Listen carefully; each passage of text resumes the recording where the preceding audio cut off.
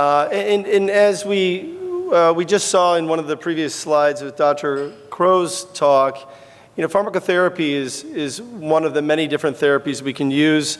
This is a recent study, it's overshadowed there, but by Mueller and all, and basically shows some of the data. And really, I want us to think about medications in sort of two different time periods almost. Of first generation, maybe these sympathomimetics, which I'll talk about, second generation drugs, which are less efficacious, and now the third generation. And historically, as I spoke yesterday about language a little bit, I want us to think about medications as anti-obesity medications. This is historically what has been shown, and early on, we actually used thyroid to help people lose weight. And then for a while, for about 20 to 40 years, you see the beginning of these medications which were called appetite suppressants or stimulants. And the bottom line was, the thought was that obesity is a behavioral problem. And in the behavioral problem, we should suppress appetite. So these appetite suppressants really has kept its name despite more modern second-generation drugs that have come over the last decade, which really have worked in the brain. And now, of course, some of the newer ones, specifically semaglutide.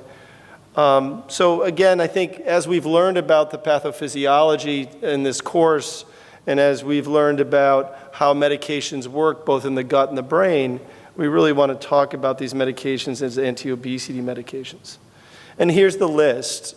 So if you think about all the medications that we can use today in the United States that are available, are these. On the left-hand side, we see those that are approved by the FDA, the governing body. You see those first-generation drugs, which are actually controlled substances. They're Schedule III and Schedule IV medications, though there's no data to suggest that they're addictive medications. In sort of the dark blue area here, you see these second-generation medications, the combination of phentermine, topiramate, orlistat, naltrexone, bupropion, and liraglutide 3.0,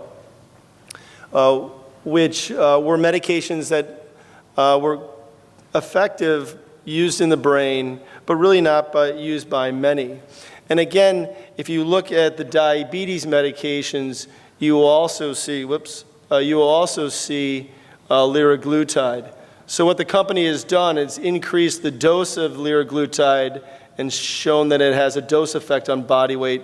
Similarly, semaglutide 1.0 milligrams, which is called Ozempic, was less effective than 2.4, called Wegovy in the United States, but approved even though they're the same drug. If we look at all the studies of all the drugs, this is a summary slide showing these first generation and second generation drugs amounting to about 3 to 9% body weight loss. In this figure, what we see is actually the placebo-subtracted group, so the numbers actually would be greater. And again, what we see in endoscopic literature, bariatric endoscopy that is, as well as surgery literature, we don't see placebo-subtracted results. So keep that in mind when looking at medication results.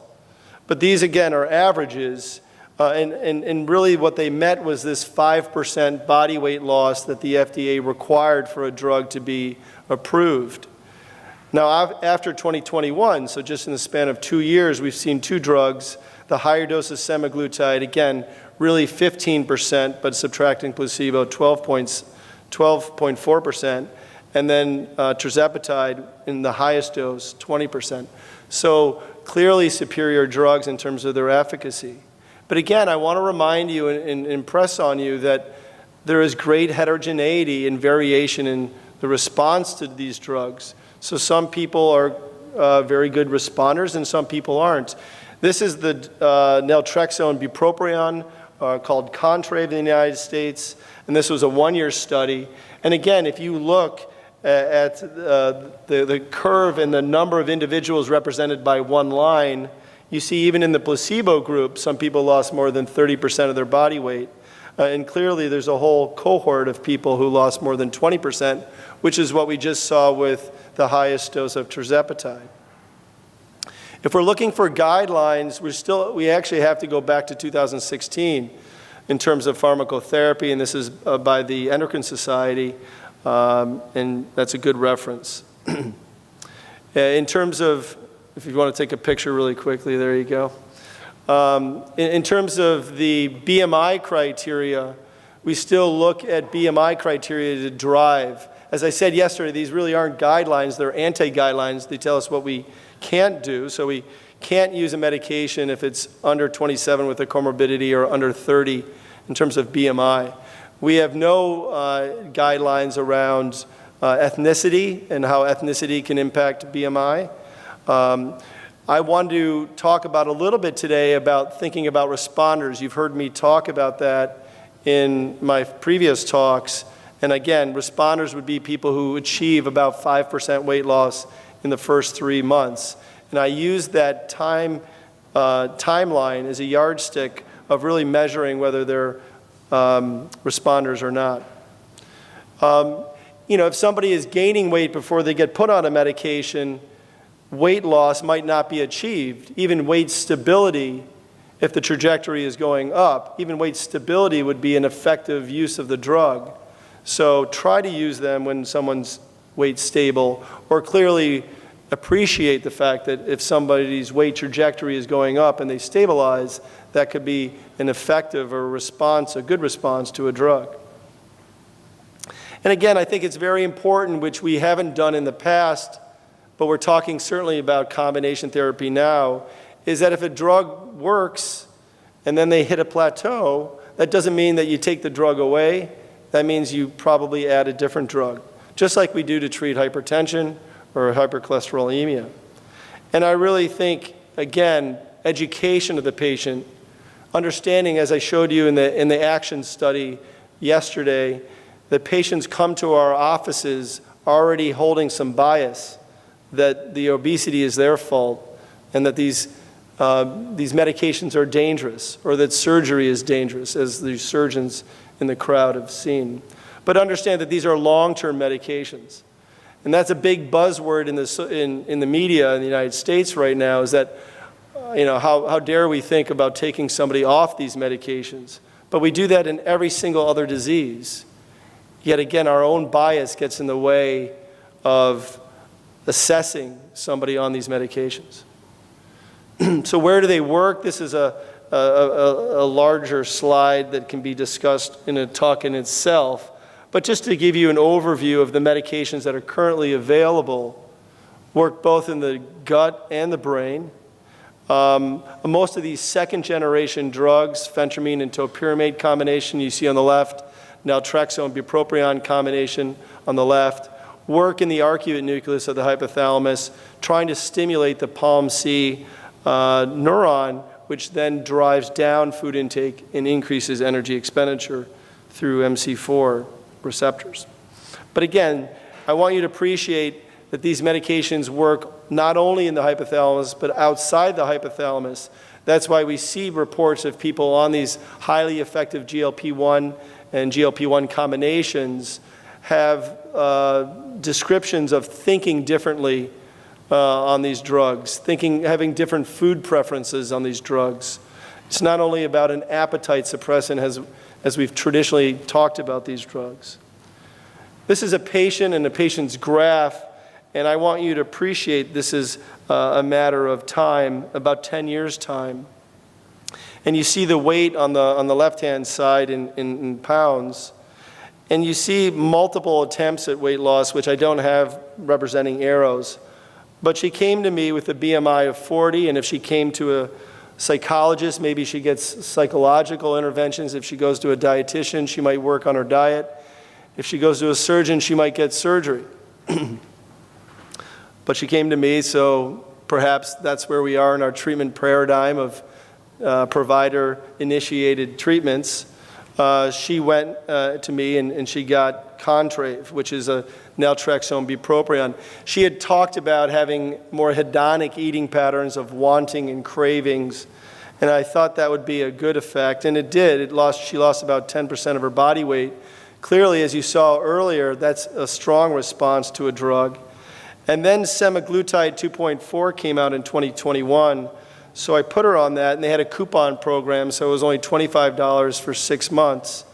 And everyone was excited, including myself, and so she went on that, and you see her response. But then she had to go off of it, and her insurance did cover it, and it was $1,300 US. And so that was unfortunate. And you see her plateau down here. Yep. You see the plateau here and a little bit of increase of weight here before then we found tirzepatide, which came out the next summer, last summer, and you see a response there to where she's lost 28% of her body weight, a strong response to a drug, and now is 170 pounds or a BMI of 29, no longer has obesity. So this is just one of many patients, but I want you to appreciate the combination therapy that we use. I didn't take her off these drugs. I did, and I didn't display it here, take her off the semaglutide 2.4, but she was still on the naltrexone bupropion. Again, we think about this categorical weight loss of about 5%, and I want you just to look visually at the differences between these second-generation drugs and all the trials that have been done over the last decade of liraglutide, again, naltrexone bupropion, phentermine topiramate combinations. And again, you see anywhere from maybe 40 to 70% of people on these drugs achieve 5% body weight loss.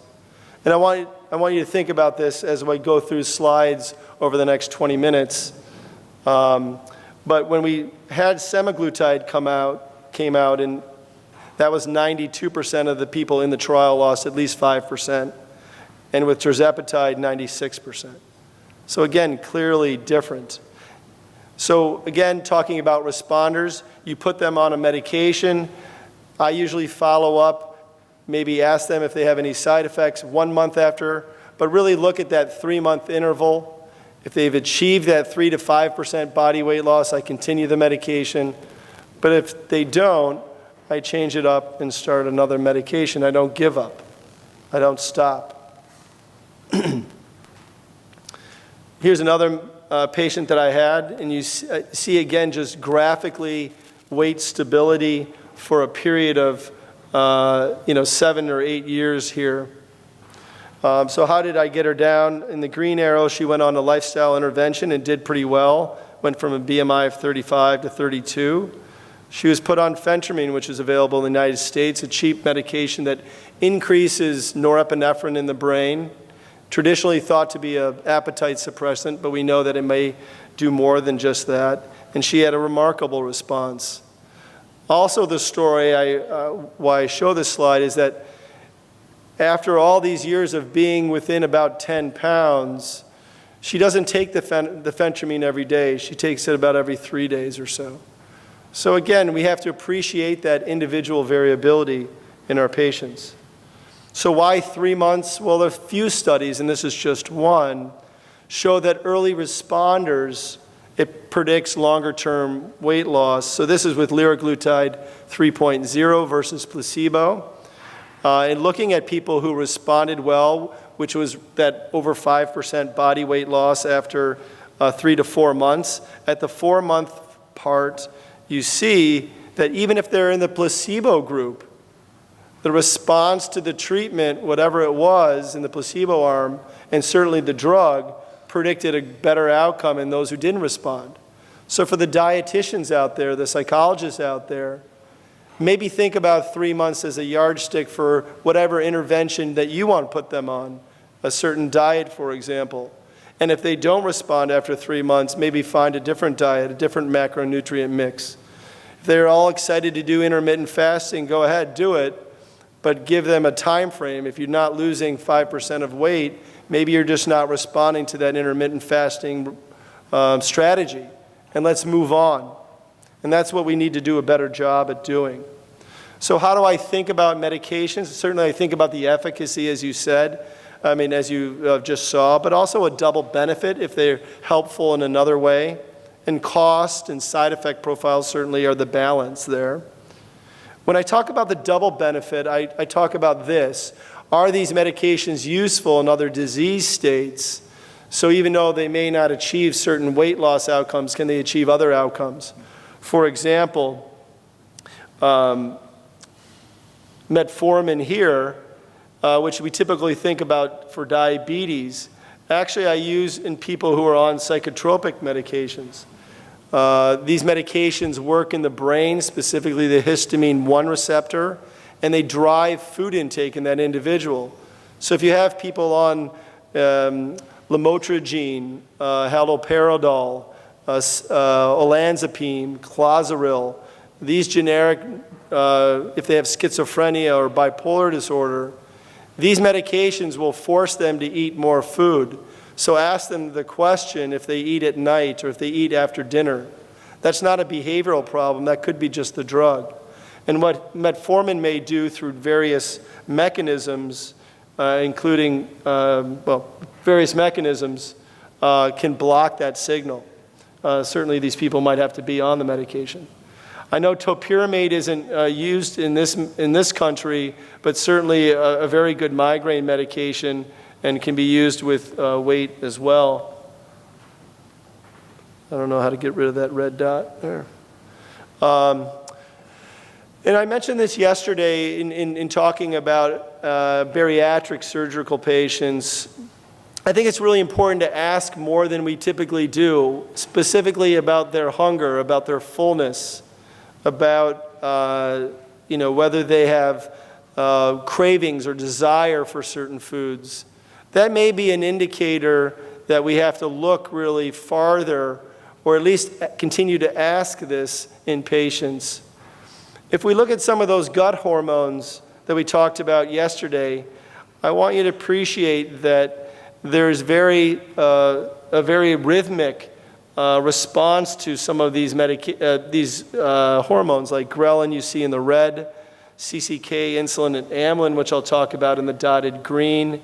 And that actually correlates with hunger, satiation, which is the time it takes to get full, and then satiety, from fullness back to hunger. So asking more about this might lead us to think about different medications. And this is a nice study, a little bit old now, 6 years, but looked at some of these eating behaviors, characteristics. And when asked about lack of fullness or sweet cravings specifically, or just increased hunger, it was actually liraglutide and the combination of naltrexone and bupropion that were effective to be effective in these medications. In these people with these characteristics. And again, just a quick discussion about naltrexone. It's useful in the green box. It's useful in people who have excessive hunger. Bupropion is used in people who have smoking. You shouldn't use it in people who have a history of seizures or anorexia, bulimia, or going through withdrawal. Side effect profile: nausea, headaches, constipation, mostly driven from the bupropion side. And the way in which this combination works is that the bupropion actually acts in the hypothalamus at the PALM-C neuron, driving down food intake. But there is a blocker called beta endorphin, and what the naltrexone does, it blocks the blocker, so you get more throughput of the bupropion. The dosing, really, I don't follow the pattern as much because I think it's too aggressive of going up every week with 1 to 2 to 3 to 4 doses of the 8 and 90. But again, I think we should appreciate that individual variation and go a little bit slower probably. Topiramate, which I won't get into too much, is another medication that is used for migraines, seizures. It's very, very good in people who drink a lot of soda because it has a metallic taste when you have carbonated beverages. If you have zonisamide or Zonegran in this country, that would be another medication that's really effective in people. I usually don't tell them, and they just come back and tell me that they've stopped drinking soda. I'm going to finish the talk talking about what's going on with some of these newer medications. So this was really a pinnacle study of 1 year, 68-week study, randomized controlled trial of over 1,900 individuals with class 2 obesity, and you see a list of comorbidities. Again, it was semaglutide versus placebo, and 15% body weight loss after a year, and you saw that number. And again, we also saw the categorical data of 92%, but also I want you to appreciate that 35% of the people in the trial lost at least 20% of their body weight, which again is equivalent to what we see in other procedures.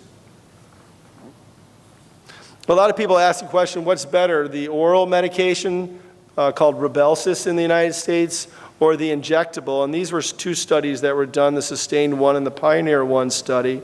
And you see the weight loss data, not too impressive down here, but the semaglutide subcutaneous, 4.5, and the oral, about 3.7. That's the only head-to-head data. What we do know, going back to the 2.4, is that it leads to sustained weight loss. So there's a bunch of STEP trials that I'm sure some of you have heard about, and the STEP 5 trial was 300 individuals. They kept them on the drug, so that sharp decrease actually plateaued out. Again, the drug's still working, and they had sustained, again, 15% after 2 years. Again, impressive data. I've mentioned this earlier. You take somebody off the medication, they're going to regain the weight. This was actually a planned design of this trial, put people on drugs, semaglutide 2.4, and after 20 weeks, took half of them off and put them on a placebo drug, and you see the trajectory of their body weight. What we see in the United States is that liraglutide 3.0 might become a generic medication. So a lot of people are asking the question, well, how do those two go head-to-head? And clearly there's a difference of 16% body weight loss versus 6.4 body weight loss in this trial. On to tirzepatide, which is that combination of GIP and GLP-1. This was a 72-week study that was in a paper last year, over 2,500 people globally. Again, a BMI of about 38, pre-diabetes, potentially a surgical candidate, and you see impressive results. And I want you to see that even on the 5 milligram dose, that's actually better than any other medication. But on the 10 or 15, which not much difference between the two, impressive, over 20% body weight loss. And again, looking at the categorical data, 96% of the people lost at least 5%, 90, 78, 63% lost more than 20% of their body weight, and 40% lost more than a quarter of their body weight. So what does the future look like for all of us? Well, certainly for providers and patients, we're happy. The surgeons may be a little bit upset, but from what I hear yesterday, I think we understand we all have to work together towards a common goal. Where the future of pharmacotherapy is effective is really focusing on metabolic diseases, looking at these gut hormone-based or nutrient-sensing hormones. And this is tirzepatide or GIP, GLP-1 receptor agonist, dual agonist. And again, going beyond just diabetes and obesity, looking at fatty liver disease as well as Alzheimer's. And again, the GLP-1s really have been studied. I first used these about 18 years ago, exenatide. And you see continued looks at these, which I'll talk about in a second. I used to use pramlintide, which is an amylin agonist. They would have to inject it 3 times a day. And that actually is very helpful in actually, it's co-secreted with the insulin from the beta cell. And what we see, it actually might be a leptin sensitizer. So it might be a very good drug used in combination. About 15 years ago, they did use it in combination with metroleptin, but that study didn't go very far. Amylin has been combined with GLP-1, and that's this cangrilotide, which I'll talk about in a second. GLP-1 has been in combination with glucagon, and I'll talk about that, and then again, tirzepatide. So again, here's amylin. We see We have 3 minutes remaining. old data, thank you, on pramlintide, and now this cangrilotide is a once a week dose. And you see just with monotherapy, it was better than liraglutide 3.0 at its 4.5 milligram dose. But when put together with semaglutide, what we see in a very small 20-week study, again, this is a phase 1 trial, very impressive data of 17% body weight loss, and again, which was better in this trial from the semaglutide monotherapy. Again, we're looking at combinations now that are in the pipeline. So clearly, and this, again, had no lifestyle intervention, which I thought was a clever design. So we really see and are looking forward to results there. The Pioneer Plus study came out earlier this year. This was a phase 3B, one-year trial of over 1,000 patients.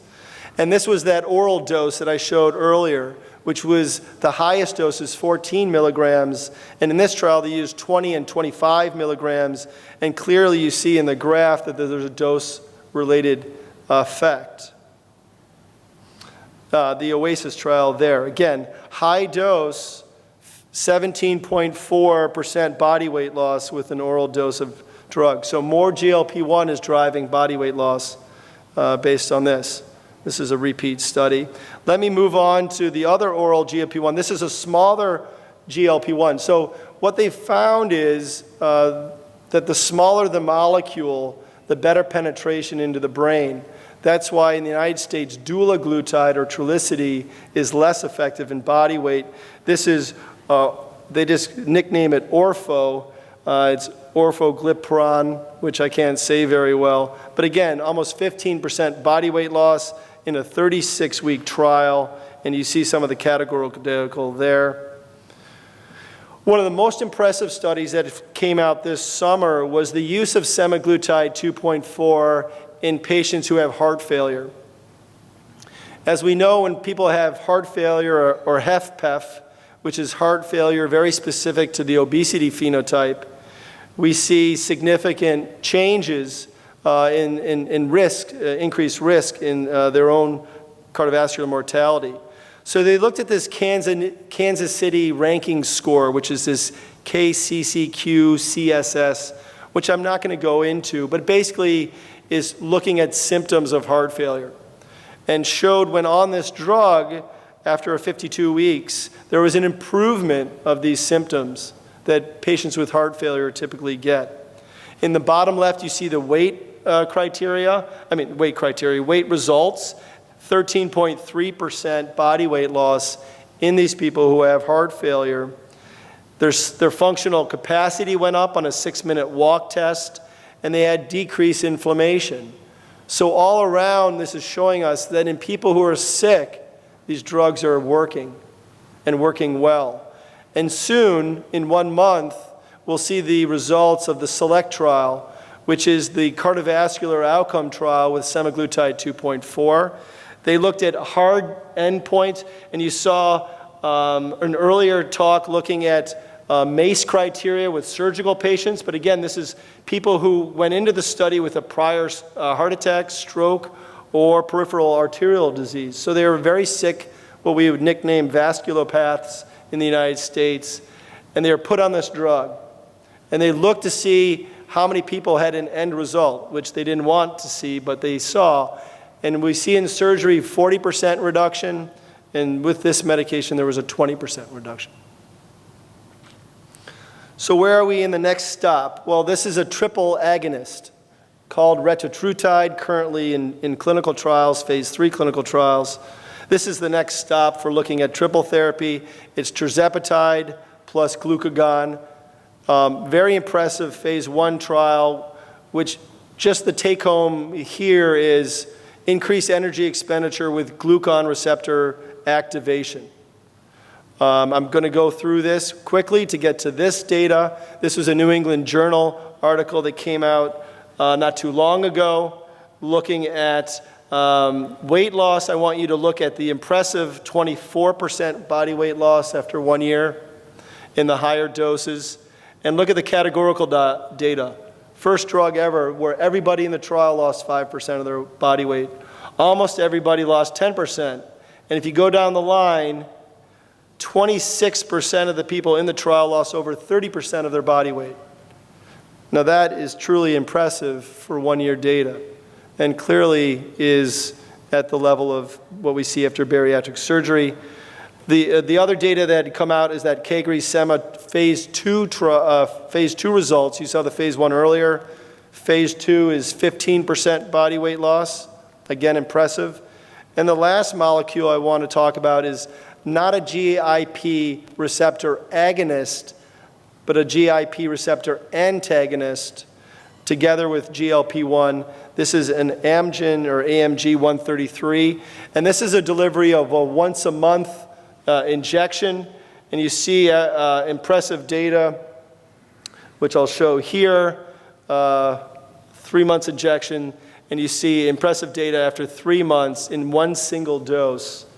So again, the future of 14.5% after 3 months is quite impressive with one dose of a medication. So maybe this is where we're going. So in summary, I think it's very important to consider these medications in people who meet indications and are not responding to a behavioral intervention. When using medications as adjunct therapy, we think about that double benefit. I want you to think about sequentially using them, meaning if one doesn't work, don't give up. Go to the next one or the next ones. Try to find that responder. And if they are responding, keep them on that medication. Combination therapies not only are better in terms of their efficacy, but really using lower doses of those drugs can limit toxicity. And again, there's a newer class of these highly effective drugs, what we are now calling third generation anti-obesity medications. And these combinations of others that you just saw are now emerging and should be available in the next 5 to 7 years. And again, we'll see some improved cardiovascular events.